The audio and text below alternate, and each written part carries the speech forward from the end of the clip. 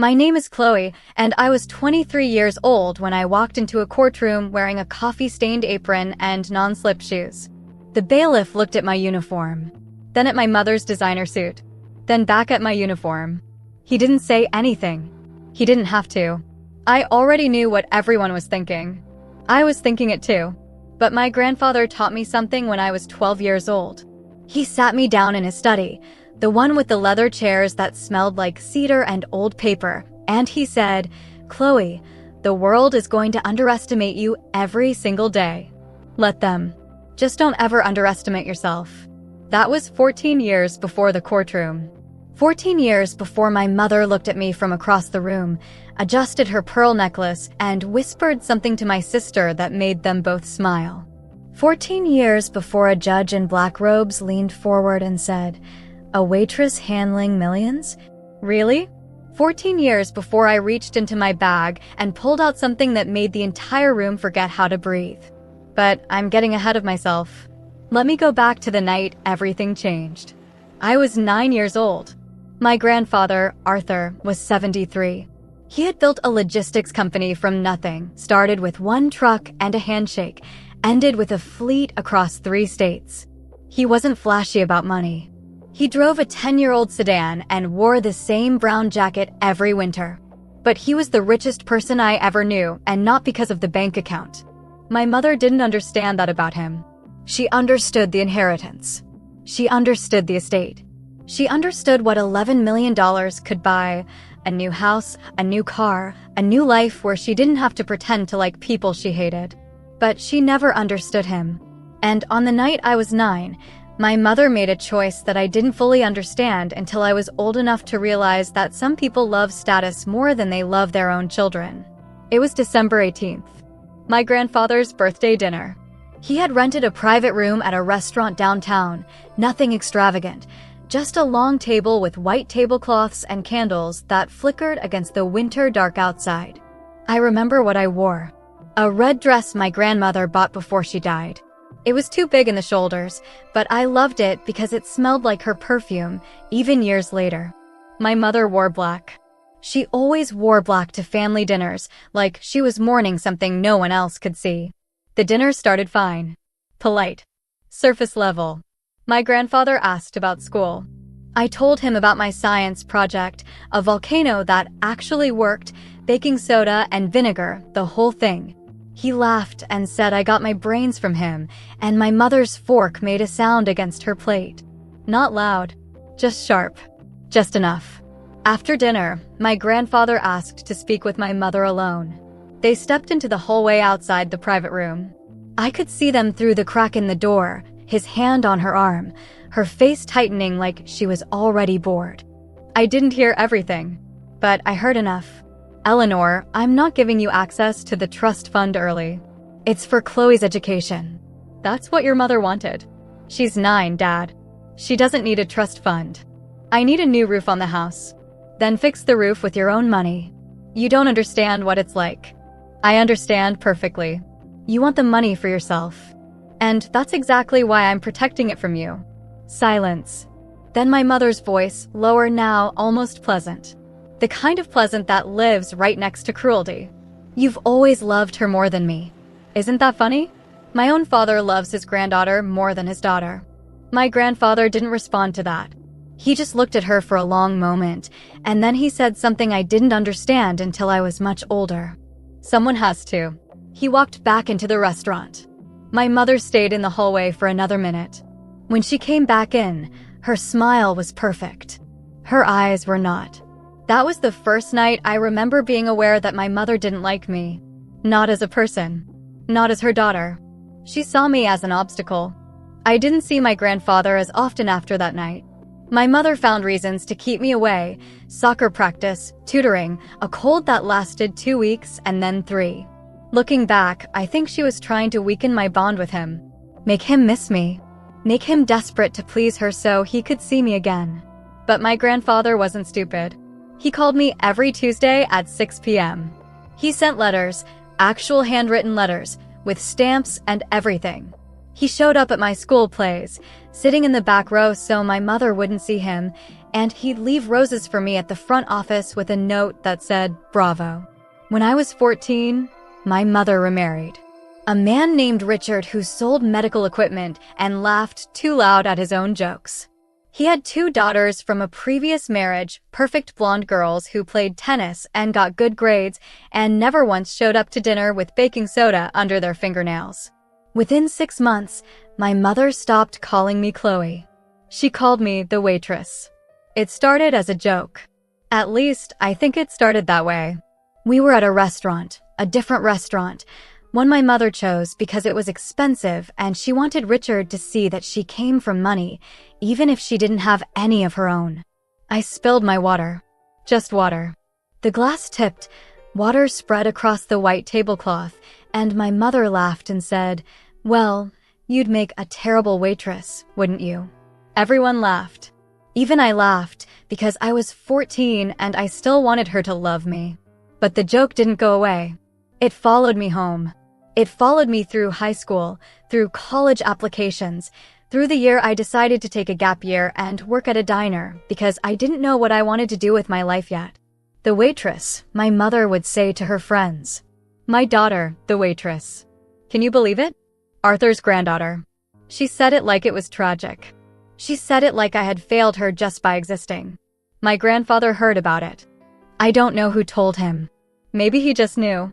He showed up at the diner one Tuesday afternoon, ordered a cup of coffee and a slice of apple pie, and watched me work for an hour. I was embarrassed at first. The uniform. The smell of grease. The way my hair never stayed in its ponytail. But when my shift ended, he was still sitting there. Pie half eaten. Coffee cold. He looked at me and said, "You're good at this." "It's just waiting tables, Grandpa." "No," he said. "It's not. You're kind to people who are rude to you. You remember orders without writing them down. You make old men feel seen and tired women feel cared for. That's not nothing, Chloe. That's everything." He reached into his jacket and pulled out an envelope. "I'm not going to be around forever," he said. "And when I'm gone, your mother is going to come after you. She's going to say terrible things. She's going to try to take what's yours. But I need you to remember something." He slid the envelope across the table. "You're not just a waitress. You're my granddaughter. And I have always been proud of you." I opened the envelope later that night, alone in my apartment. It was a key. Just a small brass key, taped to a piece of paper with an address written in my grandfather's shaky handwriting. Safety deposit box. First National Bank. Don't open it until you have to.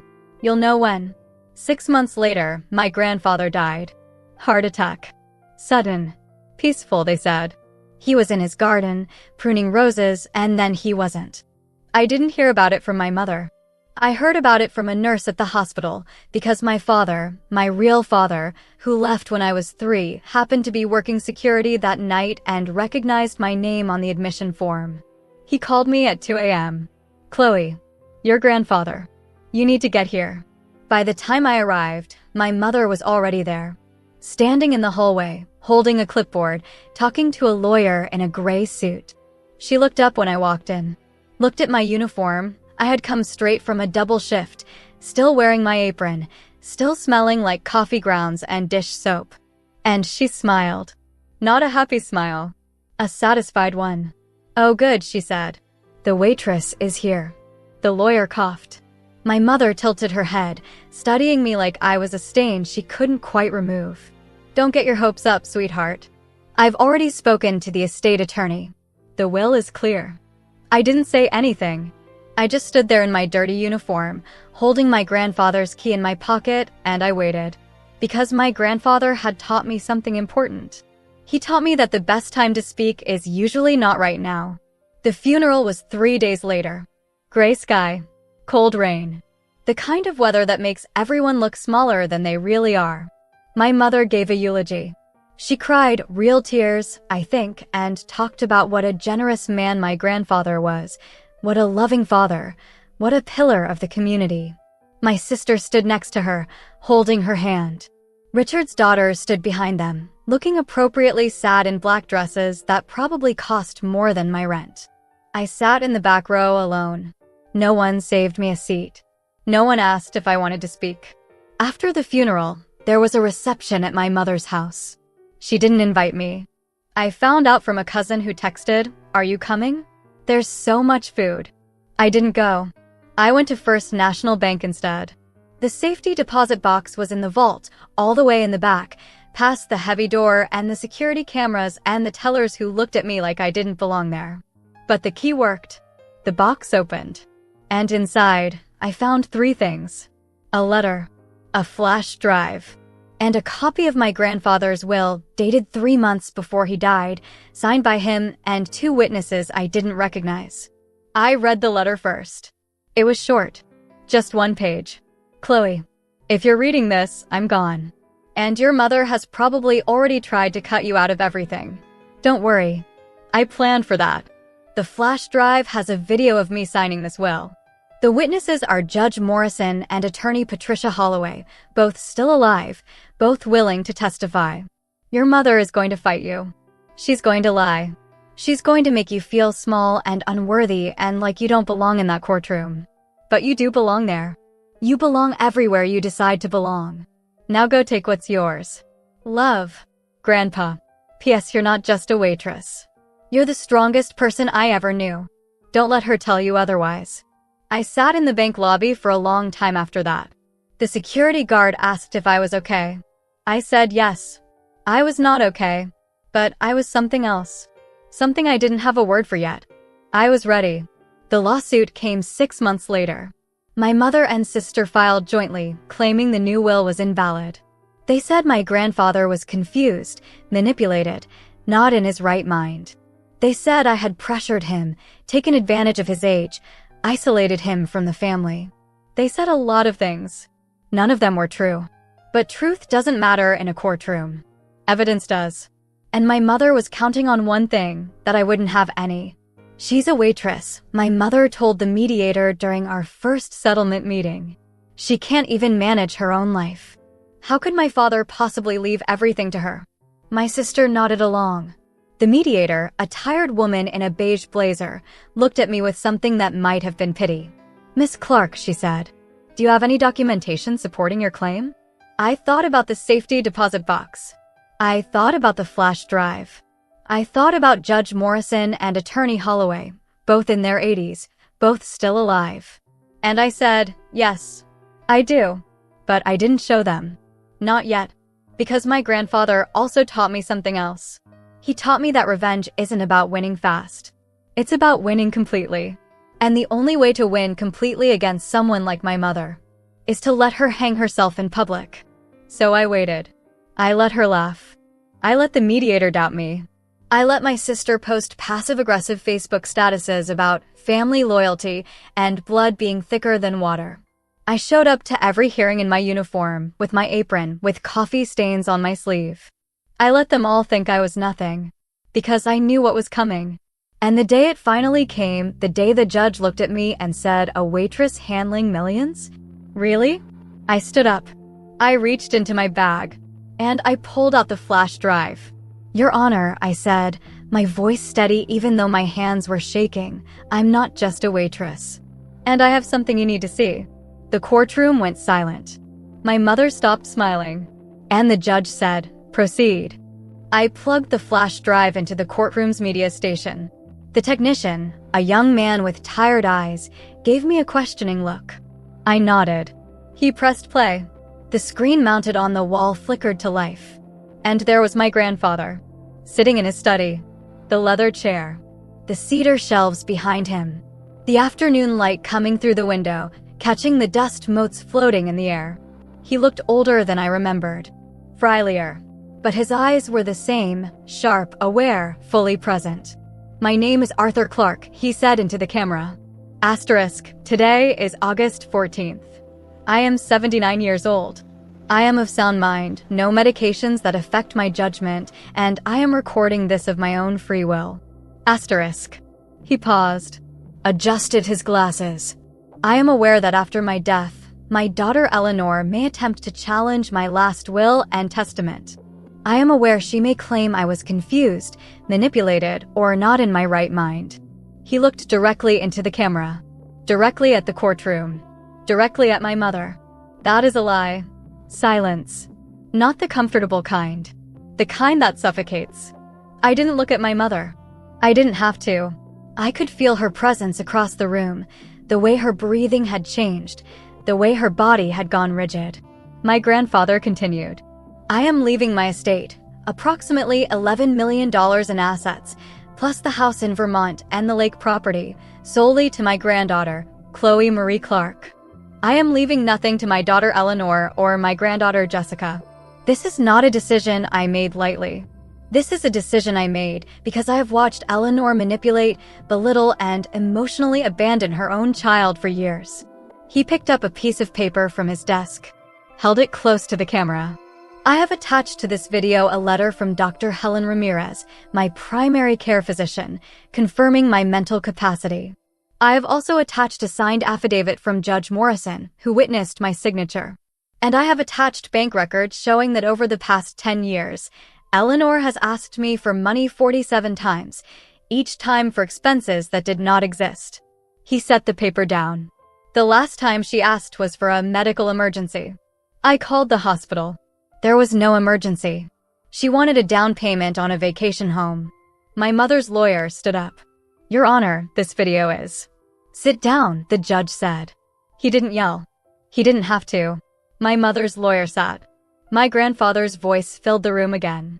Chloe, if you're watching this, I'm sorry you had to fight. I'm sorry your mother couldn't love you the way you deserved. But I need you to know something. His voice cracked. Just a little.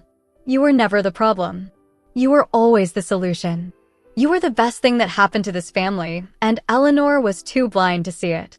So take the money. Finish school. Buy a house. Adopt a dog. Do whatever makes you happy. And don't look back. He smiled.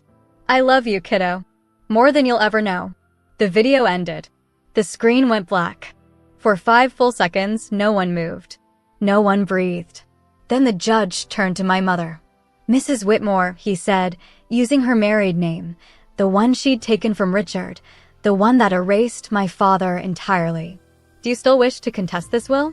My mother's face was pale. Not ashamed, that would have required self-awareness. She was pale because she had been caught. Because the narrative she'd spent 6 months building had just collapsed in front of 50 people. That video is fabricated, she whispered. The technician spoke up. Your Honor, the file metadata is clean. No edits. No manipulation. Date stamp matches August 14th. My mother's lawyer leaned over and whispered something in her ear. I couldn't hear what, but I watched her jaw tighten. Watched her hands grip the edge of the table. Then she stood up. This isn't over, she said. Not to the judge. To me. She grabbed her purse. Her designer heels clicked against the floor as she walked toward the double doors. My sister followed, pale, silent, not looking at anyone. At the door, my mother stopped. Turned back. You think you've won something, she said. But you're still just a waitress. Money doesn't change what you are. The judge banged his gavel. Mrs. Whitmore, if you leave this courtroom before I've dismissed you, I will hold you in contempt. She left anyway. The doors swung shut behind her. And the courtroom, the lawyers, the bailiff, the clerk, the few family members who had shown up to watch, sat in the aftermath of something none of them knew how to name. The judge looked at me. His expression had changed. The skepticism was gone. In its place was something heavier. Respect, maybe. Or exhaustion at what he'd just witnessed. Miss Clark, he said. The court finds in your favor. The will is valid. The estate is yours. He signed something. Stamped something. I wasn't watching his hands. I was watching the empty doorway where my mother had been. That was 7 months ago. I think about that day more than I should. My therapist says I replay it because I'm still waiting for my mother to feel something, remorse, guilt, even embarrassment. But she never has. She told everyone who would listen that I forged the video. That I paid off the witnesses. That I manipulated a dying man. Some people believed her. Most didn't. But the ones who did were the same people who had always laughed at her jokes about the waitress. I lost nothing when they stopped calling. I sold the logistics company. My grandfather had kept it running with a management team, but I didn't want to run a trucking empire. I wanted to finish my degree. I wanted to sleep through the night without dreaming about courtrooms. I moved to a small town 2 hours north. Bought a house with a garden, just like my grandfather's. Adopted a golden retriever I named Arthur. And I went back to school. Not because I needed the degree. Because I had promised myself, sitting in that bank lobby with the safety deposit box key in my hand, that I would finish what I started. Last week, I graduated. Summa cum laude. My mother wasn't there. Neither was my sister. But my father came, the security guard who called me at 2 a.m. He sat in the 4th row and clapped so loud that people turned around. After the ceremony, he hugged me and said, "Your grandfather would have cried." I think he was right. I don't talk to my mother anymore. She sent me a letter last month. 3 pages of small handwriting, loops and curls, the same elegant script she used for thank you notes and sympathy cards. She said she forgave me. She said she hoped I would find it in my heart to welcome her back into my life. She said family was family and blood was thicker than water. I read the letter twice. Then I burned it in the fireplace. Not out of anger, out of acceptance. Because I finally understood something my grandfather tried to teach me when I was 9 years old. Sometimes the people who are supposed to love you never learn how. Sometimes they choose cruelty because it's easier than looking at themselves. And sometimes, most times, the only way to win is to stop playing their game. I have my grandfather's watch on my wrist as I write this. An old Timex with a scratched face. It cost maybe $50. My mother wanted $11 million. But the thing she doesn't understand, the thing she will never understand, is that I would have traded every penny for one real conversation with her. One honest moment where she looked at me and saw a daughter instead of an obstacle. That was never going to happen. So I stopped waiting. I stopped hoping. I stopped being the waitress waiting for someone else to decide my worth. And in the quiet of my garden, with Arthur the dog asleep at my feet and my grandfather's roses blooming in the afternoon light, I finally understood what he meant all those years ago. You're not just anything. You're the person who survived. And that is everything.